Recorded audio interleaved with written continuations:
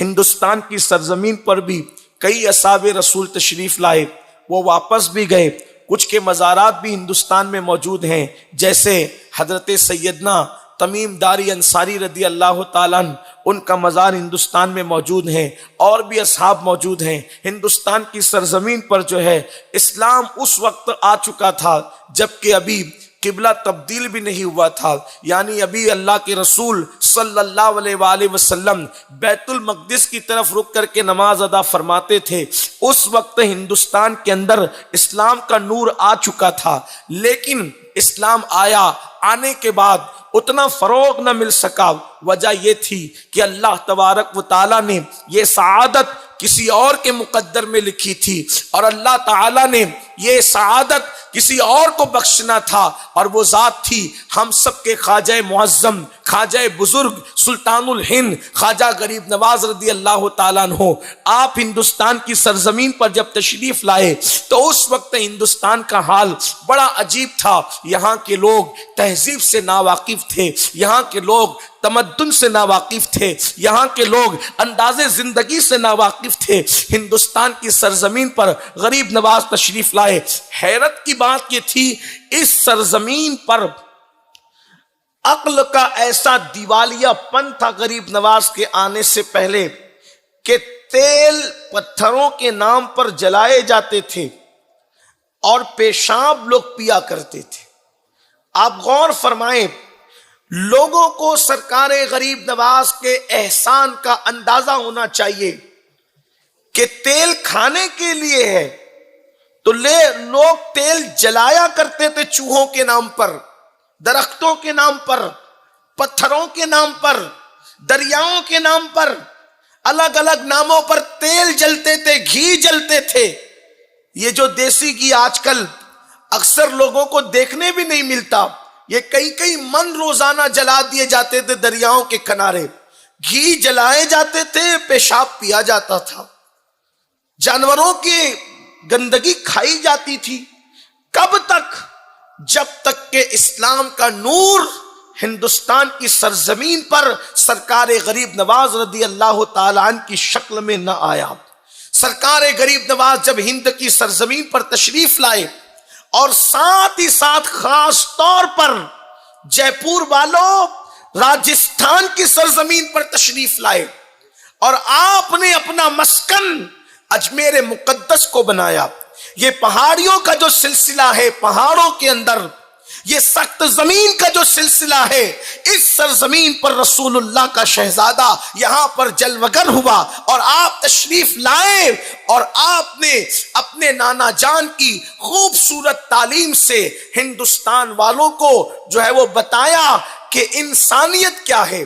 اچھی طرح یاد رکھنا، ہمارے یہاں ہندوستان میں جو دین پھیلا ہے وہ صوفیہ کے ذریعے سے پھیلا، وہ اولیاء کے ذریعے سے پھیلا، اس لیے کہ یہ سرزمین بڑے سخت لوگوں کی سرزمین تھی، اس لیے یہاں پر بڑے اچھوتے اور بڑے حکمت و تدبر کے ساتھ اللہ کے دین کو پھیلانے کی ضرورت تھی۔ سرکار غریب نواز نے لوگوں کو انسانیت بتایا۔ انسانیت کیا ہے؟ انسانیت کسے کہتے ہیں؟ ہمارے مفسرین نے لکھا، انسان مشتق ہے انس سے، انسان مشتق ہے انس سے، تو اب انسان کون ہوگا؟ جس میں انس موجود ہوگا، اور انس کسے کہتے ہیں؟ محبت کو، پیار کو۔ تو پتہ چلا وہ انسان ہی نہیں جس کے اندر محبت نہیں۔ جو محبت نہیں رکھتا وہ آدمی ہو سکتا ہے، انسان نہیں ہو سکتا۔ آپ کہیں گے انسان اور آدمی میں فرق کیا ہے؟ تو جس کا جنم آدم کی اولاد کی حیثیت سے ہوا وہ آدمی ہے، لیکن اگر جنم تو ہو گیا، مثال کے طور پر بادشاہ کے گھر میں جنم ہوا تو شہزادہ کہلا سکتا ہے، بادشاہ نہیں کہلا سکتا۔ ہر شہزادہ بادشاہ نہیں بنتا، ہر شہزادہ بادشاہ نہیں بنتا۔ کیوں نہیں بنتا؟ اس لیے کہ ہر شہزادہ بادشاہ ہونے کے قابل نہیں ہوتا۔ تو باپ کے گھر میں پیدا ہوا، آدم کے نسل میں پیدا ہوا، لیکن انسان کب کہلائے گا؟ اس لیے کہ انسان انس سے بنا ہے، انسان صاحب دل کا نام ہے، انسان صاحب محبت کا نام ہے، انسان پیار کرنے والے کا نام ہے۔ اور یہ بھی کہا گیا کہ انسان جو ہے وہ نسیان سے مشتق ہے، اور اس کا مطلب ہوتا ہے بھول جانا۔ تو اب بات یہ بھی کی جا سکتی ہے کہ ان سے انسان پر اتنا غالب آ جائے کہ محبتوں میں انسان نفرتوں کو بھول جائے، محبتوں میں انسان نفرتوں کو بھول جائے، محبتوں میں انسان ظلم کرنے والوں کو بھول جائے، محبتوں میں انسان اللہ اکبر عداوت کرنے والوں کو بھول جائے۔ خانقاہوں کی سرزمین سے، خانقاہوں سے یہی پیغام دیا گیا۔ غریب نواز پیغام محبت لے کر کے آئے۔ یہاں کے لوگ مسلمانوں کا نام بھی سننا پسند نہیں کرتے تھے، اس لیے کہ غوری کی فوج کئی مرتبہ شکست کھا کے جا چکی تھی۔ اللہ اکبر، غزنویوں سے ان کے اپنے اختلافات ہو چکے تھے، تو یہ لوگ جو ہے اللہ اکبر مسلمانوں کا نام سننا پسند نہیں کرتے تھے۔ مگر اس سرزمین پر پیغام محبت لے کر، پیغام انسانیت لے کر، پیغام پیار لے کر خواجہ بزرگ، خواجہ معظم تشریف لائے۔ اب آئیے ان کی تعلیمات کیا ہے۔ آج میں ان کی کرامتوں پر کوئی ذکر کرنے کی بجائے، ان کی کرامتوں کا کوئی تذکرہ کرنے کی بجائے، میں چاہوں گا کہ اپنے نوجوانوں کے سامنے سرکار غریب نواز کی کچھ ملفوظات پر پیش کروں، تاکہ وہ کس طرح محبت کی، کس طرح پیار کی باتیں کرتے تھے۔ میرے پیارے آقا علیہ الصلوۃ والتسلیم کے دیوانوں، اگر آپ کی توجہ میری طرف ہے تو آپ تھوڑی دیر ذرا غور فرمائیں۔ دیکھو، ہندوستان کی سرزمین پر تین چیزوں پہ بہت زور دیا جاتا تھا، تین چیزوں پہ بہت توجہ دی جاتی تھی۔ ایک تو سوریہ پر یعنی کہ سورج پر، دوسرا جو ہے وہ دریاؤں کے حوالے سے یہاں کے لوگ جو ہے بہت زیادہ اعتقاد رکھتے تھے، اور نمبر تین زمین کی بڑی اہمیت تھی۔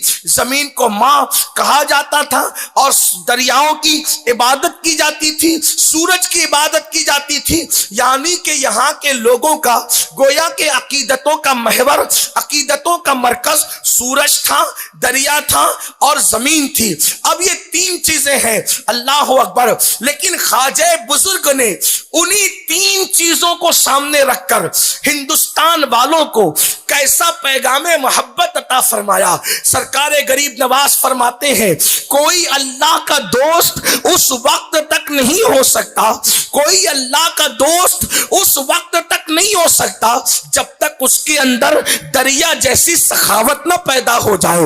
آپ غور فرمائیں، یہاں کے لوگ دریاؤں کی محبت میں ڈوبے ہوئے تھے، تو آپ نے لوگوں کو، کیونکہ لوگ دریاؤں کو جانتے تھے، دریاؤں کے اباب سے واقف تھے، دریاؤں کی اہمیت سے واقف تھے، لیکن اس کی محبت میں گمراہ ہو چکے تھے، تو آپ نے فرمایا اللہ کی دوستی اس وقت تک نصیب نہیں ہو سکتی جب تک کہ جب وہ سخاوت دریا جیسی نہ ہو جائے۔ دریا کی سخاوت کیا ہوتی ہے؟ اللہ اکبر، دریا لیتا نہیں ہے بلکہ دریا دیا کرتا ہے۔ اسی لیے تو آپ دیکھیں، دریا بہتا رہتا ہے اور اپنا پانی دریا جو ہے وہ سمندر کو دے دیتا ہے، اور دریا کے اندر پانی میٹھا ہوتا ہے۔ اللہ اکبر، سمندر میں پانی زیادہ ہے، توجہ کرنا، پانی سمندر میں زیادہ ہے، دریا کے مقابلے میں وہاں پانی زیادہ ہے، لیکن اللہ دریا کے پانی میں آپ کو سکون ملے گا، اطمینان ملے گا، قرار ملے گا۔ سمندر کے پانی میں آپ کو قرار نہیں ملے گا، سکون نہیں ملے گا۔ جب آپ کبھی سمندر کے کنارے کھڑے ہو کر تھوڑی دیر اس کا مشاہدہ کریں تو ایسا لگتا ہے کہ موجیں اٹھتی ہے اور اٹھنے کے بعد کنارے پر سر پٹکتی ہے، یوں لگتا ہے جیسے کوئی بے چین، جیسے کوئی بے قرار، جیسے کوئی مضطرب بے قراری کے عالم میں اپنا سر پٹک رہا ہو۔ اللہ اکبر، یہ پانی ہے، وہ بھی پانی ہے، لیکن یہ سر کیوں پٹک رہا ہے؟ تو پتا چلا لینے والا ہمیشہ بے چین رہتا ہے اور دینے والا ہمیشہ پرسکون رہتا ہے۔ دریا لیتا نہیں ہے، دیتا ہے۔ پھر سمندر کا پانی اتنا زیادہ ہونے کے باوجود بھی نہ پینے کے کام آتا ہے، نہ کھیتی کرنے کے کام آتا ہے۔ دریا کا پانی پینے کے بھی کام آتا ہے اور کھیتی کرنے کے بھی کام آتا ہے۔ اللہ اکبر۔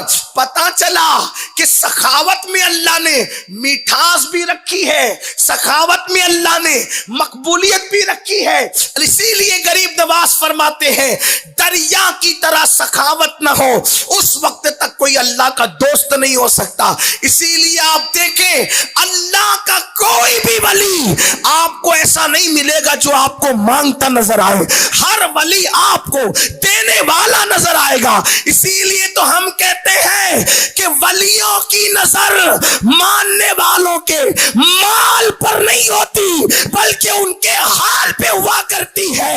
وہ لوٹنے والے نہیں بلکہ لٹانے والے ہوا کرتے ہیں۔